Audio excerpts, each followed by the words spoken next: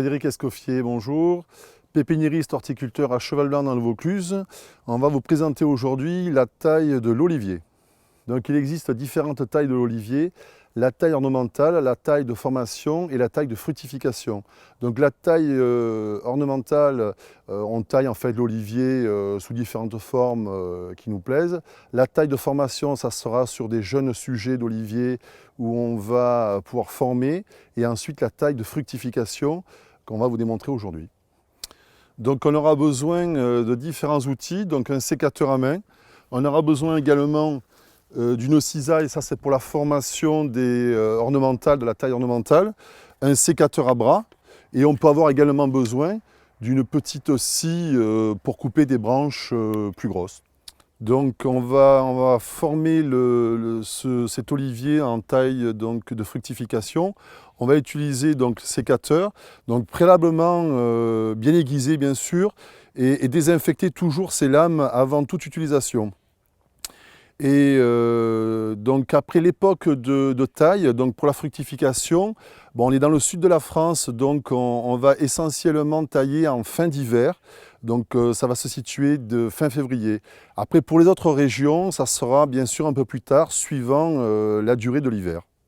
Donc on va commencer par nettoyer le pied, dégrossir donc tout ce qui est rejet sur l'arbre. Donc là, on aperçoit des rejets qui sont partis du pied. Donc on va supprimer le rejet avec le sécateur à bras. Et on supprime en fait donc, ces rejets pour permettre à la sève de monter dans les branches qu'on veut garder, pour d'avoir un maximum de sève dans les branches porteuses de fruits. Donc après avoir enlevé les rejets qui poussent au pied de l'arbre, on va pouvoir donc retirer les branches qui poussent à l'intérieur, ce qu'on appelle des rejets, de façon à faciliter la pénétration du soleil pour une meilleure fructification. Donc maintenant qu'on a fini de retirer les branches intérieures, on regarde l'aspect général. Donc là, on va continuer à retirer les branches qui retombent pour d'accéder et de travailler plus facilement le tour de l'arbre pour mettre une fumure. Et également, ces branches qui retombent n'ont aucun intérêt parce qu'elles sont sous l'arbre et elles n'auront jamais de fruits.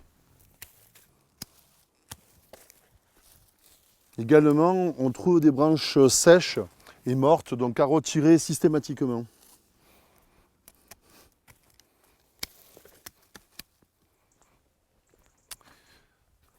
On va couper cette branche là qui part droite et qui est plus haute que les autres pour permettre en fait à la branche principale, donc la charpentière, de plonger, donc de se courber pour faciliter la fructification et la cueillette également. Donc voilà, on supprime ça et la branche qu'on laisse là va donner une future charpentière comme cette branche-là qui a été taillée il y a 1 an ou 2 ans, donc pour former cette courbure qui se fait naturellement ensuite. Donc la taille est terminée. Donc suite à cette taille, on va pouvoir effectuer un traitement à base de bouillie bordelaise pour éviter tout ce qui est maladie et donc champignons qui pourraient se développer sur les blessures suite à la taille. Donc bien respecter bien sûr les doses prescrites et on va pouvoir traiter donc des bouts de feuilles jusqu'aux pieds et bien sûr en insistant sur les coupes. Voilà, donc suite à ce traitement, on va pouvoir utiliser et fumer notre olivier.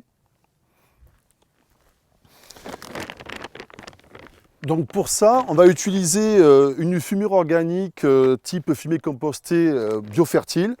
Et on va pouvoir mettre sur un sujet comme ça entre 5 et 10 kg de fumier.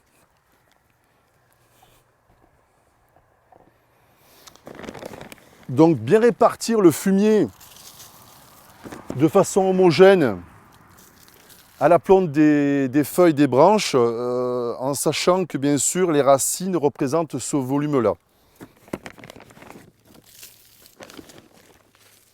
Maintenant, on va effectuer un griffage pour incorporer le fumier à la terre de façon à ce qu'il soit mieux assimilé.